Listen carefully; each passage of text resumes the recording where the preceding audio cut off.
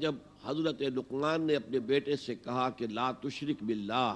ان الشرک لظلم عظیم، اے میرے بچے اللہ کے ساتھ شرک مت کیجو، اس لیے کہ شرک بہت بڑا ظلم ہے۔ ظلم کے معنی عربی زبان میں ہے وضع الشیء فی غیر محلہ،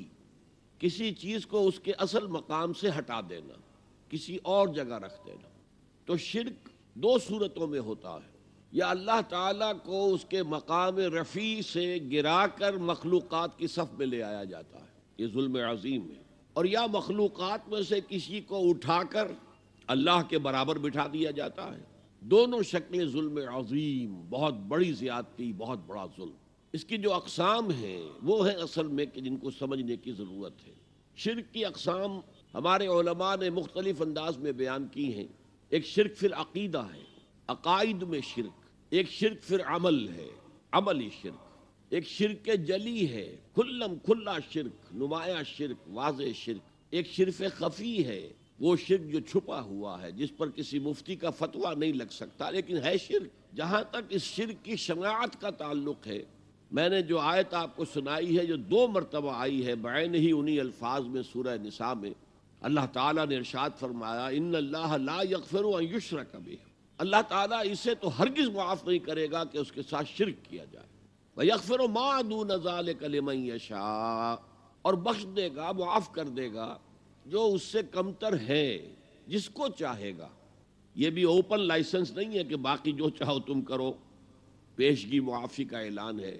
نہیں، جس کو چاہے گا بخش دے گا،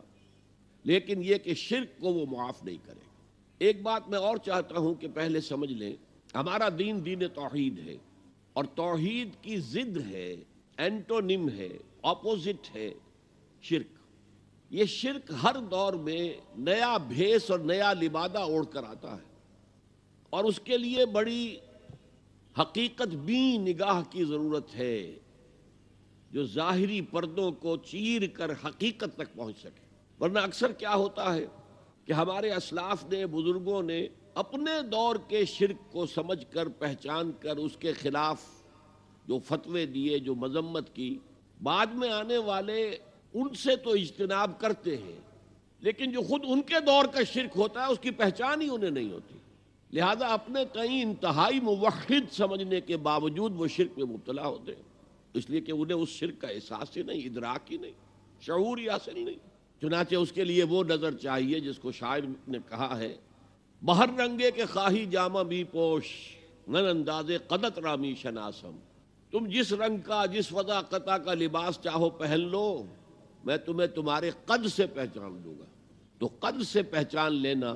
یہ ضروری ہے شرک کے معاملے میں کہ آدمی یہ سمجھے کہ ہمارے دور کا اصل شرک کیا ہے، ورنہ وہی ہوگا جو میں عرض کر چکا ہوں کہ وہ گزشتہ ادوار میں علماء نے شرک کی جن قسموں اور صورتوں کی نفی کی، تردید کی،